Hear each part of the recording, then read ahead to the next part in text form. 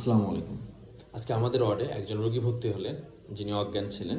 আমরা পরীক্ষা নিরীক্ষা করে দেখলাম তার রক্তে গ্লুকোজের পরিমাণ খুবই কম, 1.2, যাকে আমরা বলি মেডিকেলের ভাষায় হাইপোগ্লাইসেমিয়া। এরপর আমরা রোগীর অ্যাটেন্ডেন্ট যারা আছে তাদের কাছে হিস্ট্রি নিলাম যে আসলে কেন রোগীর এমনটা হলো। তারা যেটা বললেন সেটা ছিল রীতিমতো ভয়ঙ্কর, কিন্তু এটাই কিন্তু আমরা ঘটতে দেখছি নিয়মিত। তা হলো রোগী একজন ডায়াবেটিসের রোগী।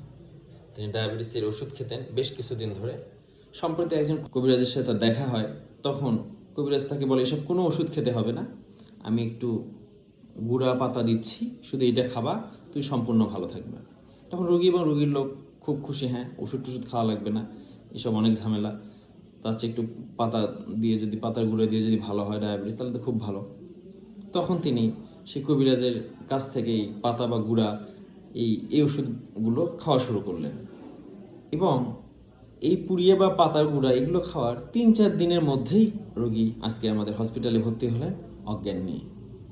সুপ্রিয় দর্শক শ্রোতা, এই যে পুড়িয়ে পাতার গুঁড়া যে জিনিসগুলো আছে, এগুলোর মধ্যে অনেক পরিমাণে ক্ষতিকর উপাদান থাকে, যা মানুষের স্বাস্থ্যের জন্য ভীষণ ক্ষতিকর। এবং আমরা প্রায়ই এই ধরনের শারীরিক জটিলতা নিয়ে রোগীগুলোকে ভর্তি হতে দেখি। ডায়াবেটিসের চিকিৎসা একটা দীর্ঘদিনের চিকিৎসা, এটা অত্যন্ত সূক্ষ্ম, এটা অবশ্যই একজন রেজিস্টার্ড চিকিৎসকের পরামর্শ অনুযায়ী নিতে হবে। ধন্যবাদ সবাইকে।